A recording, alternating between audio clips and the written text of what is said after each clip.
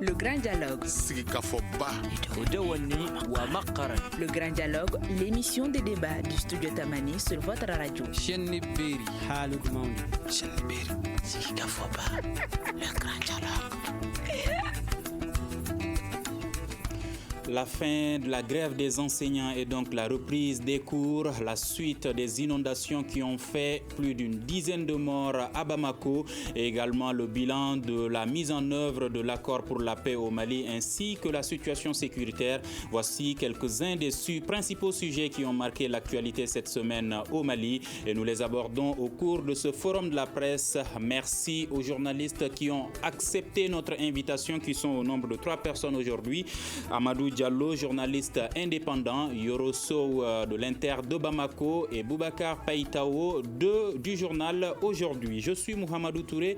Chers invités, auditeurs et téléspectateurs, bonsoir et bienvenue à ce forum de la presse. Le grand dialogue. Alors, le premier sujet qui sera abordé au cours de ce forum de la presse sera bien sûr la fin de la grève des enseignants. Les cours ont repris cette semaine. Nous allons d'abord écouter ce reportage de Hamadoun Maïga sur la question. Pour certains enseignants membres de la synergie des syndicats signataires du 15 octobre 2016, il est impossible d'épuiser tout le programme durant le reste de l'année scolaire. Cependant, ils estiment que si l'année scolaire est prolongée de quelques mois, les élèves peuvent être évalués. Ousmane Almoudou, secrétaire général du syndicat national des enseignants fonctionnaires des collectivités. Il serait difficile aujourd'hui de dire qu'on est rentré, il faut aller aux examens. Forcément, il faut jouer sur le temps. Jouer sur le temps, ça veut dire qu'il faut décaler les dates des examens. Jouer sur le temps, ça veut dire qu'il faut prolonger un peu la durée de l'année scolaire. Vous savez, ça serait très compliqué. Cette année scolaire ne peut plus être sauvée pédagogiquement. Ils ne vont faire que du bricolage, expliquent certains observateurs. Pour Mohamed Ag Acharom, la prorogation de l'année scolaire en cette période hivernale n'est pas sans risque. Dans la région d'éducation, déjà les pluies ont commencé, les gens sont déjà au champ. Et au fur et à mesure, les pluies vont prendre les restes du pays. Au-delà du fait que les élèves vont aller dans les champs et travailler, il y a le fait que les écoles ne seront plus accessibles. Ici, à Bamako, les écoles vont se transformer en marigots, sans compter qu'il y a les inondations qui vont créer des sinistrés, et ces sinistrés sont généralement accueillis par les écoles. Comment est-ce qu'ils vont jongler dans tout ça? Prorogation ou pas, les autorités scolaires tentent de prendre une position officielle sur la question. Les responsables du ministère de l'Éducation nationale ont commencé les pourparlers depuis ce lundi sur le sujet.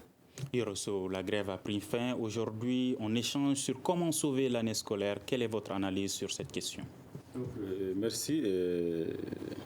L'accord qui a été signé entre le gouvernement et les syndicats a été un ouf de soulagement pour l'ensemble du peuple malien, et précisément pour les autorités maliennes et les syndicats, dont aucune des parties ne voulait annoncer la responsabilité d'une année blanche.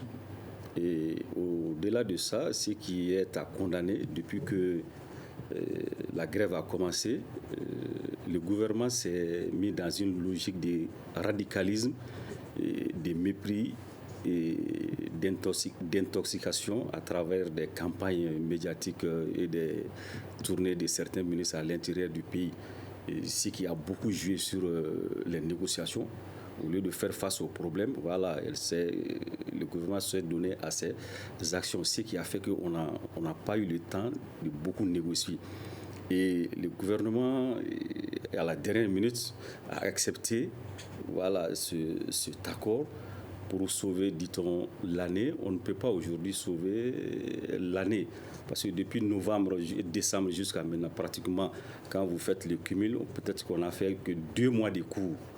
2 mois de cours, le problème se pose au niveau des classes d'examen, les classes 9e et le DF et le bac. Le problème se situe à ce niveau, comme depuis 1991 jusqu'à nos jours, on nous a habitués au colmatage des années. Sûrement qu'ils ont des moyens pour sauver l'année. Il reste juin, juillet. On peut aller au-delà. À partir de juillet, on peut fermer les écoles, comme dans votre reportage, certains ont eu à le dire. L'hivernage commence à s'installer. Voilà, les élèves seront coupés des écoles par les cours d'eau.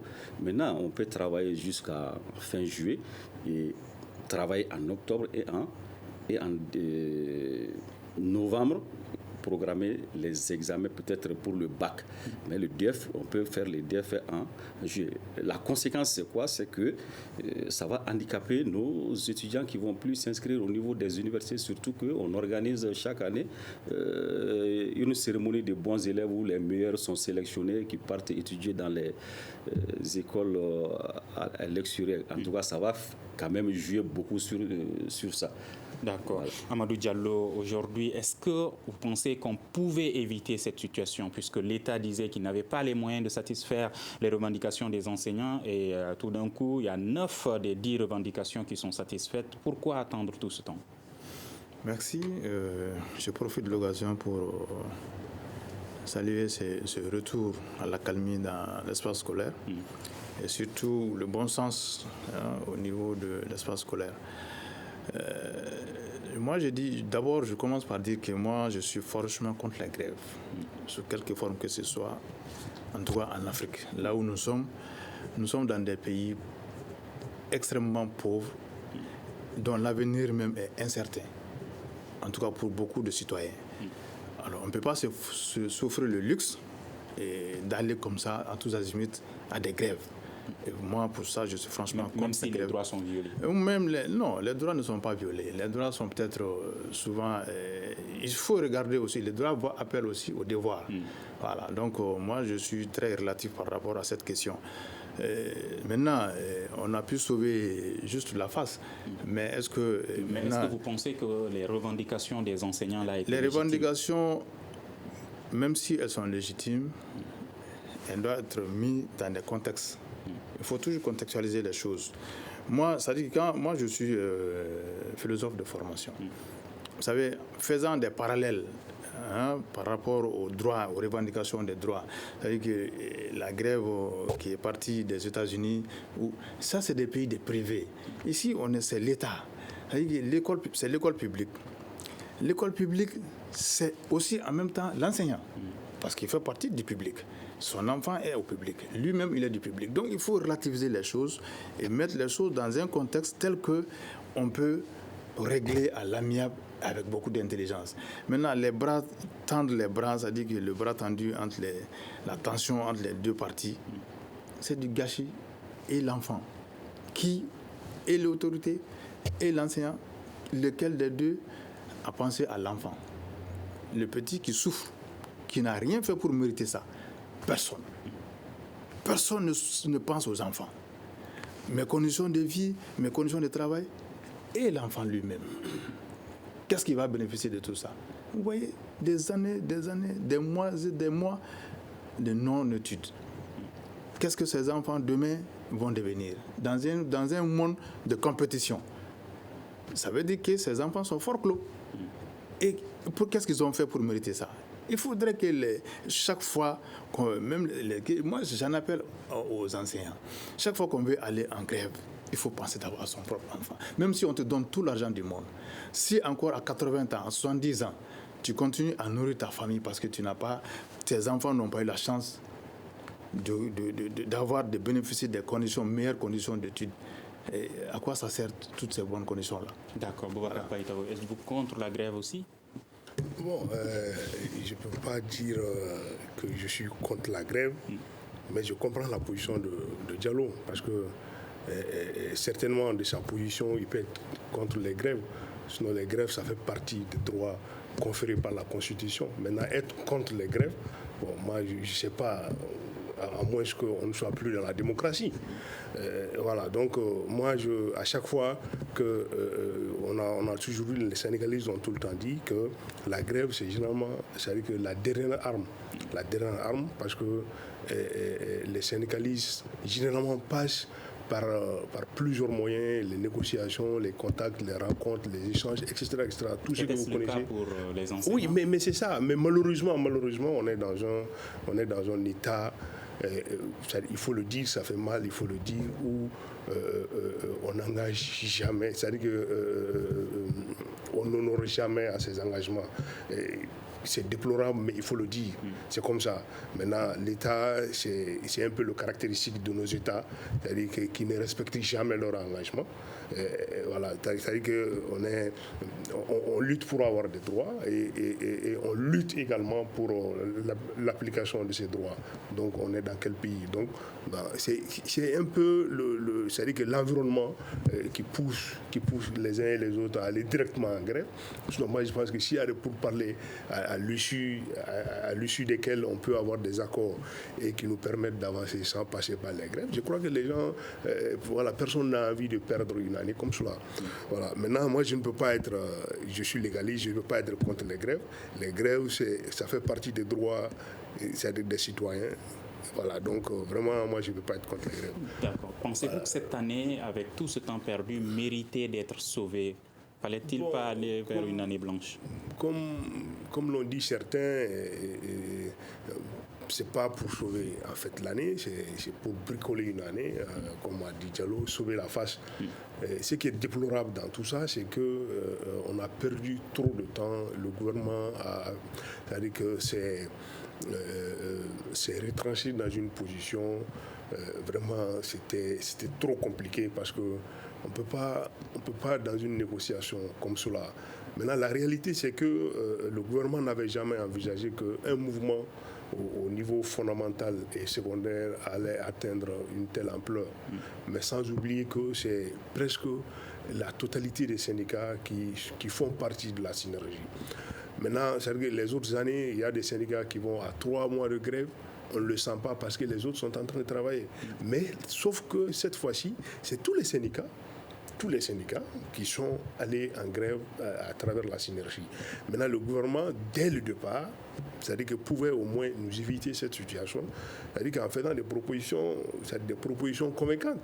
Mais si le gouvernement s'en tient à une position, il n'y a pas d'argent, bon, d'accord, il n'y a pas d'argent, nous connaissons tous la situation du pays, mais ça ne change en rien. C'est-à-dire qu'au terrain de vie de l'État. Ça aussi, c'est en fait ça le problème. C'est-à-dire que pour dire aux autres, voilà, il n'y a pas d'argent, maintenant il faut montrer l'exemple à travers les dépenses publiques, à travers le train de vie de l'État.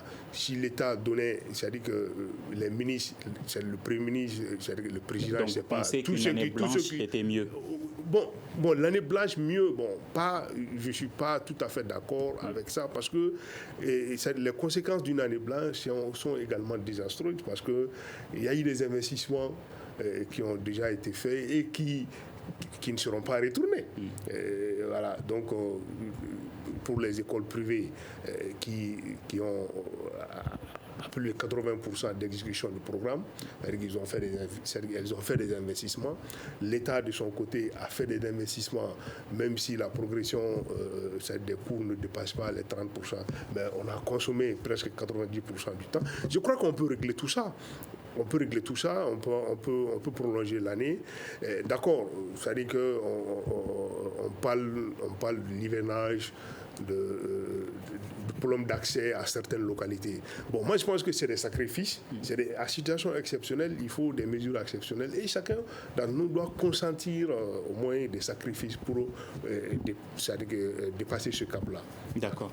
M. Diallo, est-ce que vous pensez qu'aujourd'hui il y a une solution pour réellement sauver l'année scolaire? Bon, ça dit que, comme je l'ai dit, je me répète, ça dit qu'on va vers un sauvetage, une accommodation. On s'accommode avec la situation, mais on ne peut pas sauver. C'est-à-dire que les mois perdus... Donc, est-ce qu'une année blanche serait mieux pour donner le temps également à tous les acteurs de s'asseoir, réfléchir, pour même relever le niveau de... Vous savez, en 93-94, il y a eu année blanche au Mali. À l'époque, c'était les élèves étudiants, l'AEM, qui avait tendu la lutte au point que finalement le gouvernement était obligé de surseoir à l'année scolaire. Ça a créé plus de dégâts. En 81, je crois, ou bien 79-80, Moussa Traoré aussi a consenti une année blanche. Dans tous les cas de figure, il y a plus de dégâts que d'avantages. Maintenant, connaissant avec toutes ces expériences, on ne veut pas aller à ça.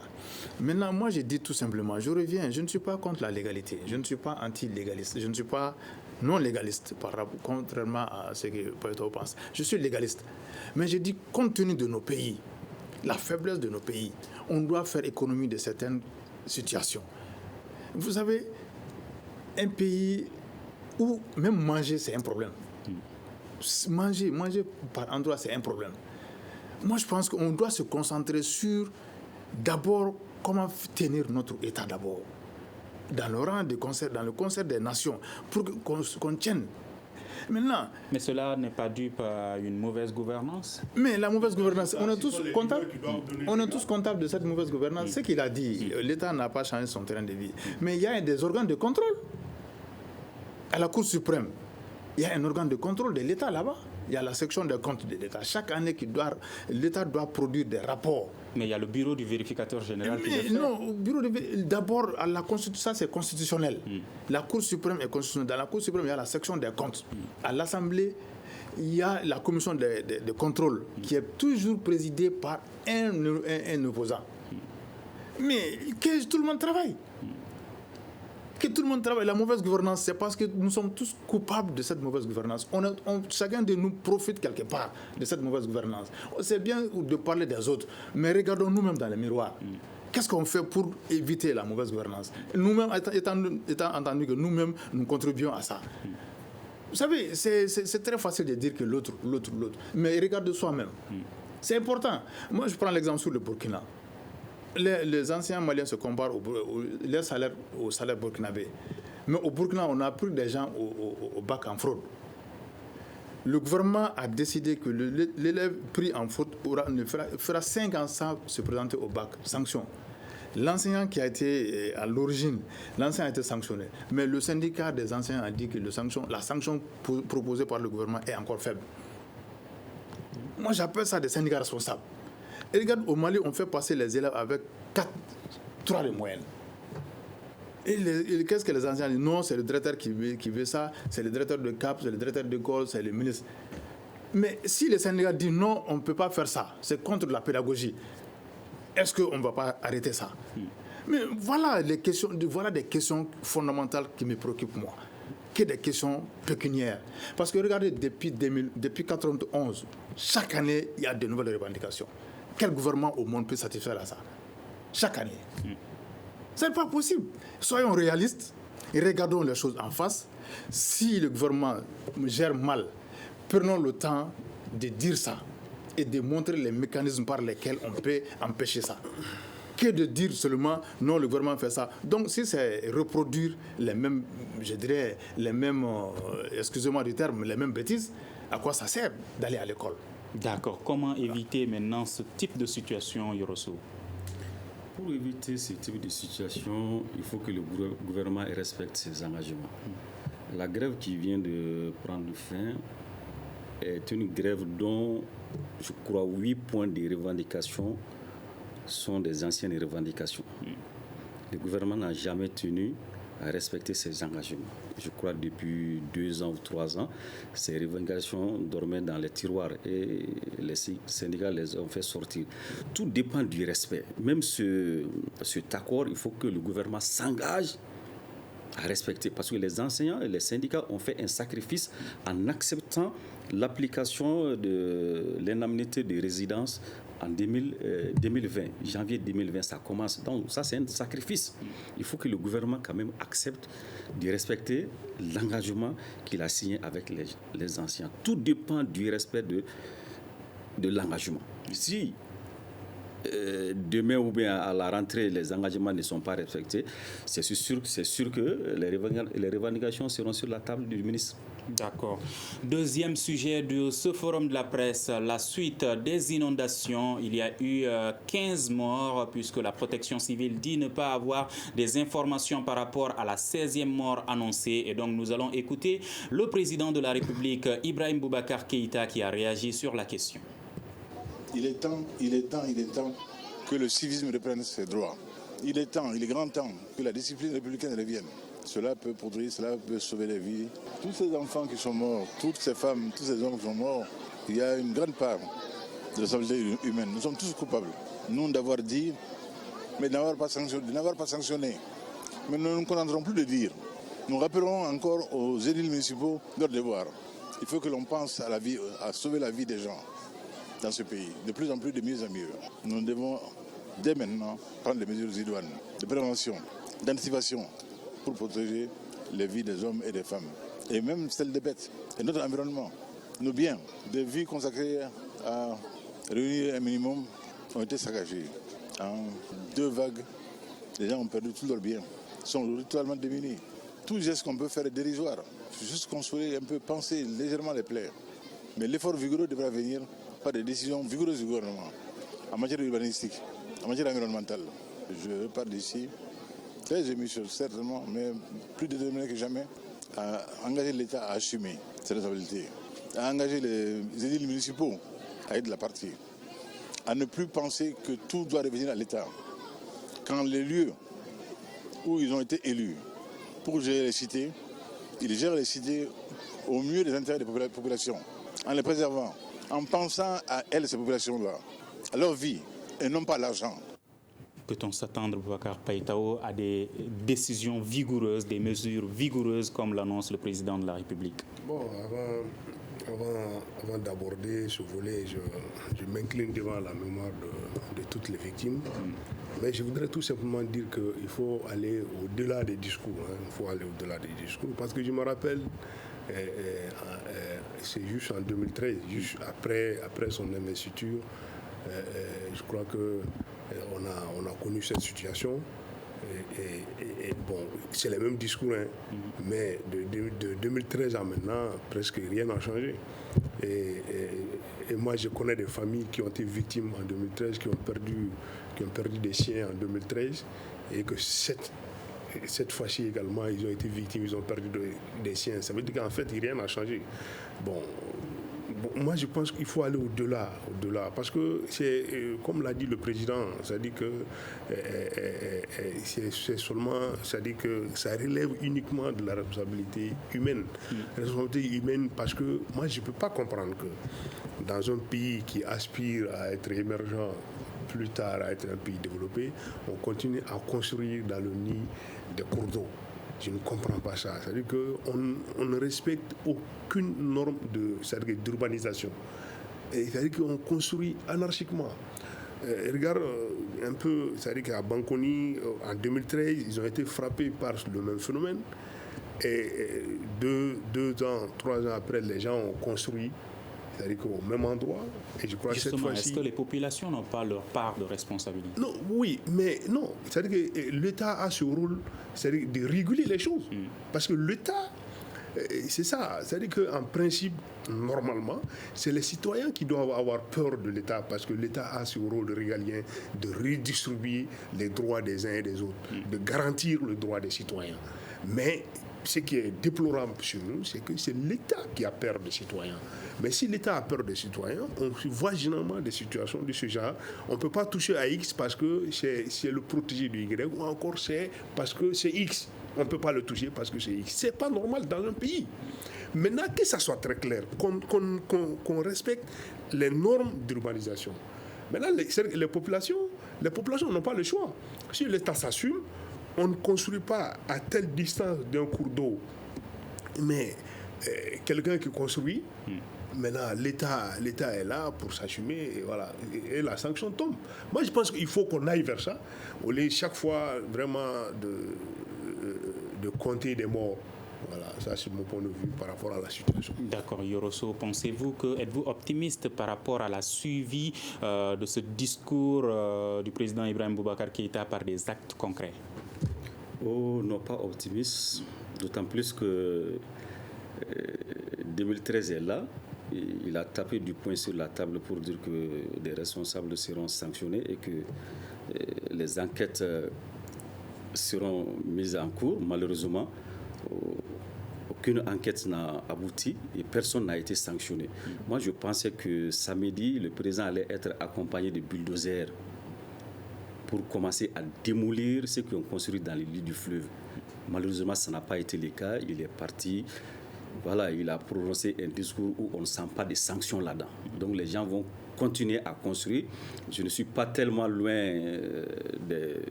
des zones qui ont été inondées parce que je peux dire que je suis une des victimes collatérales parce que ma famille a été mobilisée pour aider les parents qui sont pas dans les lits du fleuve, qui sont peut-être à 50, 100 mètres de la rivière qui sont touchés. On ne peut pas comprendre des gens qui sont à 50 et à 100 mètres du cours qui ces familles soient touchées. Ce n'est pas normal. C'est parce qu'on a construit dans le lit du fleuve et on a pris la trajectoire de l'eau. Ce qui fait que l'eau n'a plus de passage. Et si l'eau est coincée, elle est obligée de sortir. Donc quand l'eau est sortie, donc elle a envahi toutes les familles qui étaient aux alentours de la rivière. Je suis au niveau du pont tordu, je ne suis pas tellement loin, mais ça a été un désastre. Les animaux sont partis, on voyait les véhicules, tout. Les gens ont tout perdu. Et un président de la République, au lieu de venir avec des propositions concrètes pour dire qu'aujourd'hui, moi-même je suis là, arrêter les bulldozers, commencer le travail. En ce moment, il allait être applaudi. Et voilà, les gens ont tout perdu. Et dans son discours, il n'y a même pas de compassion parce que comment on pourra rembourser ces gens? Ils ont tout perdu, tout. Il y a des gens, il y a une famille, dans une famille où quelqu'un, il avait 1 million, l'eau est partie avec son argent. Ouais. Moi, je pense qu'il est temps que le schéma directeur de Bamako soit appliqué. Bamako a un schéma directeur. Et je vous rappelle, il y a un certain Bachili qui a travaillé au niveau de la voirie. Et c'est eux qui sont la voie qui passe là. L'échangeur qui passe au niveau du Bamema, c'est eux qui ont fait ce schéma directeur jusqu'à Sikronie. Il y a un schéma directeur que le colonisateur a eu à faire, un schéma directeur que les Maliens ont eu à faire. Il est temps de les s'appliquer pour le bonheur de la population. Et les lits du fleuve Djoliba, les rivières, tout est occupé au vu et au su de tout le monde. Alors qu'au niveau de l'urbanisme, il y a des arrêtés qui sont là, ou bien en tout cas des textes qui sont là pour dire que, je crois, pour un fleuve, les habitations doivent être à 25 mètres du fleuve. Je ne connais pas pour les rivières, ça doit être les mêmes. C'est quand même pour parer à de telles situations. D'accord. Voilà. Nous sommes tous responsables, dit le président de la République. Il parle d'incivisme, qui parle de manque de mesures concrètes. Alors, peut-on s'attendre à des sanctions cette fois-ci? Non, on ne peut pas, parce que le président tel qu'il a parlé, il n'a pas laissé entendre d'éventuelles sanctions et puis d'éventuelles mesures. Il a juste rappelé qu'en 2013, ils ont dit, bon, ils n'ont pas certainement suivi, il a reconnu quand même une insuffisance. Maintenant, moi, je pense que, vous savez, les maires, dans les communes dans lesquelles ces événements-là se sont produits, les maires de l'époque, moi je suis curieux de savoir qu'est-ce qu'eux me pensent de ce qu'ils ont fait. Est-ce qu'ils se sentent concernés? Est-ce qu'ils ont été même émus une seconde de cette situation? La commune 5, à l'époque, ça dit que tout ça là, c'est parti de 2004. 2004, l'année de levée de suspension, à 2012, Pont Tordu, et Missabougou, et Bangoni, tout ça là, c'est de 2004 à 2012. Année de levée, parce que sous Alpha avait pris conscience qu'il y a danger. Il avait suspendu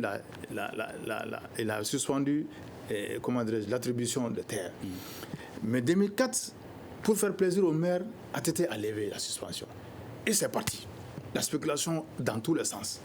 On a transformé, c'est en ce moment qu'on a vu des marigots entiers transformés en maisons d'habitation. Maintenant, les gens disent que la population... Non. Vous savez, la stratégie, c'est quoi? Quand un maire fait son plan de lotissement, ils attribuent les notifications aux bénéficiaires. Pour voir ton terrain, il faut tout payer pour pouvoir voir ton terrain.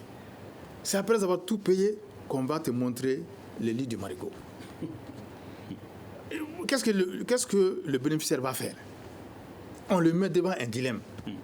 Il est obligé de prendre le risque parce qu'il a déjà pris des risques. Oui, c'est au maire de répondre de ce qui s'est passé. Les maires de Bamako, c'est-à-dire que du maire du district au maire de commune, au gouverneur, notamment c'est l'époque du gouverneur Fefe Kone. C'est à eux d'assumer cette responsabilité. Il faut que les gens leur disent qu'ils ont fait, par leurs actes, des Maliens sont morts et à eux de réparer. Franchement, il faut aller vers ça. Le président, peut-être que, comme c'est un homme politique, il ne peut pas heurter ses alliés politiques, mais ce sont eux. Ils sont responsables de ce qui est arrivé. Et ils doivent répondre. Qu'ils répondent devant la justice, en tout cas, ils vont répondre devant le tribunal de l'histoire. Parce que c'est des morts. La mairie de Bamako annonce un projet de curage des caniveaux. Ce n'est pas les caniveaux, c'est des marigots. C'est des marigots qui ont été occupés. Et c'est là où le dégât est arrivé. Les gens font la confusion. C'est une stratégie de détournement d'attention. Ce n'est pas les caniveaux, c'est les cours d'eau. Dans le code domanial, c'est très clair, les cours d'eau sont des espaces publics, c'est des domaines publics. Donc, pour l'aménager, il faut 25 à 30 mètres. À partir du lit majeur. Le lit majeur, c'est jusqu'à quand l'eau monte, la dernière limite qu'elle ne dépasse. C'est ça le lit majeur. Les gens peut-être ne peuvent pas comprendre. Il y a le lit mineur, c'est à l'intérieur. Mais le lit majeur, c'est à l'extérieur. C'est la dernière limite de l'eau. C'est de là-bas qu'on commence à mesurer jusqu'à 25 mètres. Allez-y, là, le grand collecteur qui passe devant la Semali Faladje. C'est exactement ça. D'accord. Voilà. Alors, Païtao, si l'État n'assume pas ses responsabilités, si des mesures concrètes ne sont pas prises, qu'est-ce que la population, elle, peut faire pour que ces inondations puissent être évitées? Bon, la population, je ne crois pas, parce que, en fait, comme a dit Diallo, souvent on met les citoyens lambda devant les faits accomplis. Donc chacun a envie de se trouver, c'est-à-dire un toit, là où loger. Voilà. Donc moi, je mets pas ça. Mais se mobiliser pour demander que des actes concrets soient oui, non, c'est ce que je dis. C'est-à-dire qu'il ne faut pas mettre les jeux et les cailloux ensemble. C'est-à-dire que c'est l'État, ça c'est le rôle régalien de l'État. C'est-à-dire que de faire appliquer les textes, c'est-à-dire qu'on a voté et qu'on a élaboré. Moi, je pense qu'il ne revient pas vraiment aux citoyens, c'est-à-dire que de faire cela. Parce que donc, c'est pour dire que nous, c'est-à-dire qu'on confie le pays c'est-à-dire à des personnes, et c'est nous-mêmes qui sommes obligés de les dicter ce qu'on doit faire. Mais moi, je ne pense pas si c'est la bonne formule. La bonne formule, c'est qu'aujourd'hui, que ce soit l'État, au niveau de l'État, au niveau des citoyens, chacun est conscient du danger et chacun est conscient de la situation. Maintenant, à ce titre, c'est l'État qui doit s'assumer. C'est-à-dire qu'en appliquant juste les normes d'urbanisation. C'est très clair, c'est pas compliqué. C'est-à-dire qu'on ne doit pas construire à tel endroit. Quelqu'un qui construit à tel endroit, maintenant on casse. Non seulement on casse, c'est-à-dire que le document qui t'a permis de construire, qui l'a délivré, on sanctionne la personne. Et ce n'est pas les citoyens qui peuvent faire ça. Parce que si les citoyens, c'est-à-dire que si c'est la population qui doit faire ça, c'est-à-dire que ça s'appelle ce qu'on appelle l'anarchie. Maintenant, alors que l'anarchie, ça n'arrange personne, ça devient maintenant des questions de règlement de compte. Maintenant, alors que l'État, voici ce qu'on doit faire, et celui qui ne fait pas ça, la sanction est là. On applique la sanction. Et c'est clair. D'accord. Voilà. Parlons du processus de paix. 4 ans que l'accord pour la paix et la réconciliation a été signé. Qu'est-ce qui a été fait? Qu'est-ce qui reste à faire? Nous allons écouter d'abord Ataï Agmohamed, membre de la coordination des mouvements armés CMA, qui était un des invités de notre grand dialogue du lundi dernier. Chaque gouvernement qui vient, c'est comme si c'était un régime nouveau qui s'installe. On a du mal à créer la continuité gouvernementale. Ça fait qu'on reprend des choses, au lieu de continuer tout directement, on reprend des discussions qui avaient été abordées, donc un petit recul. Donc il y a beaucoup d'éléments qu'il faut. Il y a les ressources aussi qui manquent. Souvent, c'est des questions qui sont. Il n'y a pas de ressources pour les appliquer, il faut des ressources. Il y a la volonté politique, bon, elle est abstraite, la volonté politique. Mais quelque part, il y a des choses qui ne peuvent pas bouger sans un courage politique. Par exemple, la question de la révision constitutionnelle, c'est une question où il faut faire comprendre à l'opinion publique. L'esprit d'abord n'est pas donne l'impression que c'est l'accord qui l'exige, mais il faut aussi être dans les besoins qu'il faut d'une refondation complète du système démocratique au Mali. Donc il y a beaucoup de questions qui ne sont pas touchées. La zone de développement, qui est un élément aussi phare, qui est une question. Donc jusqu'ici, je pense qu'il y a des questions de fond qui viennent d'être abordées, mais on a du mal à être dans les textiles de ces questions-là, dans les lettres et aussi dans le courage politique adéquat pour les affronter. Et nous espérons qu'avec la nouvelle dynamique du gouvernement en place, qui a essayé aussi d'intégrer des mouvances politiques qui contestaient beaucoup de choses dans la mise en œuvre, nous espérons que le débat à l'intérieur du gouvernement va pouvoir donner une dynamique pour qu'on passe maintenant aux véritables tâches qui sont la concrétisation de l'accord pour la paix. Voilà, le Centre Carter estime qu'après 4 ans, seulement 25% du contenu de l'accord pour la paix et la réconciliation ont été mis en œuvre au Mali. Alors, le membre du CMA, Ataï Ag Mohamed, estime que parmi les raisons du retard, il y a le manque de courage politique, le manque de ressources et la non-continuité de l'État au Mali. Estimez-vous, Amadou Diallo, que ces raisons sont valables? Bon, vous savez, ce n'est pas ce monsieur-là qui parle, qui soit les raisons du blocage. Le blocage, moi, je vois un seul pays qui ne veut pas qu'on avance, et ça, c'est la France. C'est-à-dire qu'on est en train d'appliquer au Mali la technique de la ruse. Je donne un exemple concret. La Nouvelle-Calédonie, c'est un territoire d'outre-mer en France, mais qui était une colonie. Dans les années 80, les Calédoniens se sont révoltés pour réclamer leur indépendance. La crise a atteint son paroxysme lorsque les Kanaks ont pris la capitale en otage et en tuant des gendarmes français. Pour lever le siège, le gouvernement français à l'époque, dirigé par François Hollande et Mitterrand, a négocié un accord qui prévoyait un référendum. Mais depuis 1989, le référendum n'a pu se tenir qu'en 2008. Et avec un non à la sortie. Et pendant ce temps, pendant que les Kanaks négociaient l'accord, ils ne se doutaient pas du tout qu'il y avait un plan d'assassinat qui était prévu. Notamment l'assassinat du leader indépendantiste Jean-Marie Tjibaou. Depuis sa mort, les choses sont retombées en l'état. Et quand les Français ont compris qu'en allant au référendum en 2008, c'est sûr que le non va emporter, ils ont organisé le référendum et heureusement et malheureusement pour les Kanaks, le non a emporté. C'est même bien vrai que l'accord prévoit un deuxième tour, un deuxième round de référendum, mais ce n'est pas sûr que ça peut encore aboutir. C'est la même technique qu'on applique au Mali. C'est-à-dire que les Français ont décidé de couper la partie septentrionale du Mali du reste du pays. C'est pourquoi ils ont délocalisé la ligne de front de Kidal à Ménaka vers les régions de Mopti, Ségou et Koulikoro. Pour maintenir dans cette partie-là dans l'instabilité totale. Nous faire oublier Kidal, la région, les 3 régions, ou bien maintenant les 5 régions du septentrion. Et maintenant, voilà, c'est tout. Sinon, l'accord a été signé et très clairement dit les groupes armés vont se cantonner et commencer les désarmements. Qui refuse le désarmement? C'est le MNLA. Qui soutient le MNLA? C'est la France. Ça veut dire que c'est la France qui ne veut pas qu'on aille à la paix. Et ça dit que c'est tellement transparent, mais on fait toujours fi de ne pas voir. Les autorités ne peuvent pas voir parce qu'elles sont dans une situation. Mais nous, citoyens, là, c'est à nous de voir, de bien voir et de dénoncer avec la manière. C'est la France qui ne veut pas qu'on avance. D'accord. Yorosso, estimez-vous aussi que c'est la France qui ne veut pas qu'on avance? Oui, bon, la France est au début et à la fin. La France, c'est elle qui a instrumentalisé, qui a créé le MNLA et qui a sémé tous ces désordres dans notre pays depuis 2012.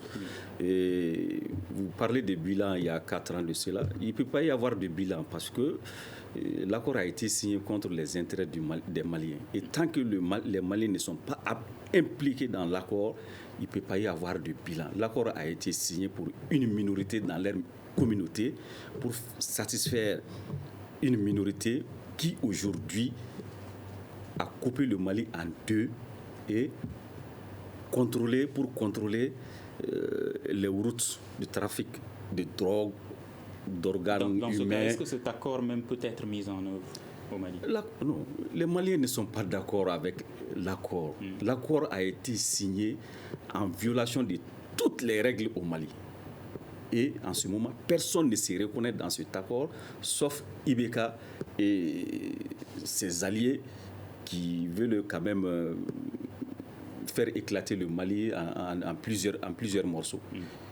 Aucune alternative. On ne peut pas aujourd'hui dire que l'accord d'Alger est une porte de sortie pour le Mali. Il est temps qu'on revienne aux Maliens pour un accord. Et cet accord doit aujourd'hui être débattu dans un dialogue national. Que tous les fils du Mali se retrouvent pour qu'on parle de notre pays. D'accord. Boubacar, pensez-vous que cet accord est applicable? Bon, l'accord applicable, moi je dirais non, parce que cet accord est caduc. Caduc, l'accord est périmé. Périmé parce qu'au moment où on signait l'accord, il n'y avait pas, par exemple, la situation du nord, du centre. Et si l'accord vise la paix et la réconciliation au Mali, je crois que le centre fait partie du Mali. Et maintenant, l'accord doit intégrer le centre. Donc maintenant, moi, au lieu d'appliquer l'accord en l'état, il faut actualiser cet accord-là. Juste pour revenir à ce que mes deux confrères viennent de dire, la responsabilité de la France dans cette crise, elle est évidente. Elle est évidente. Mais moi, je vais au-delà. Qu'est-ce que nous, en tant que Maliens, nous avons fait pour éviter cette situation ou encore pour dénoncer cette situation? Je ne vois pas.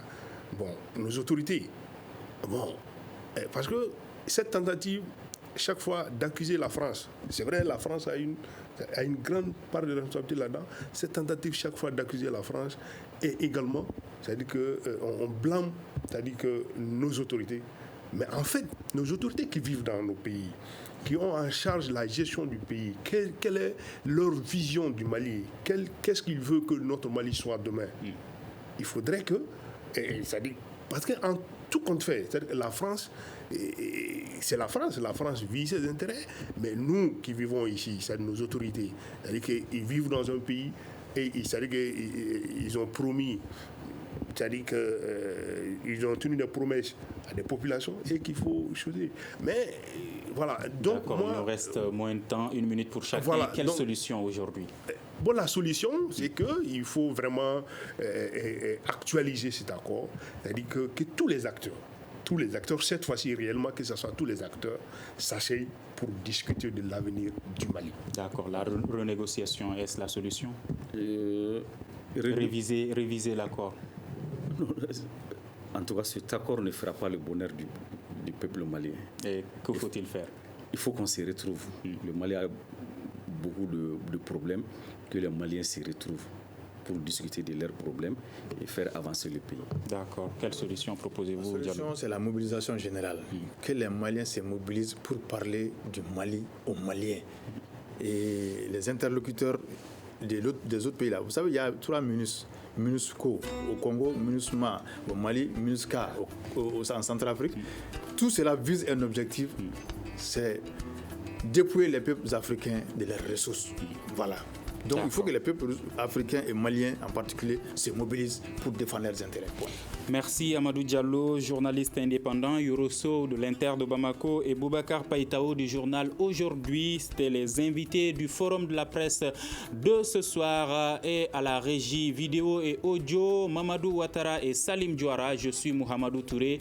À vendredi prochain pour un prochain Forum de la presse de Studio Tamani. Merci à tous. Le Grand Dialogue. Le Grand Dialogue, l'émission des débats du Studio Tamani sur votre radio. Le Grand Dialogue.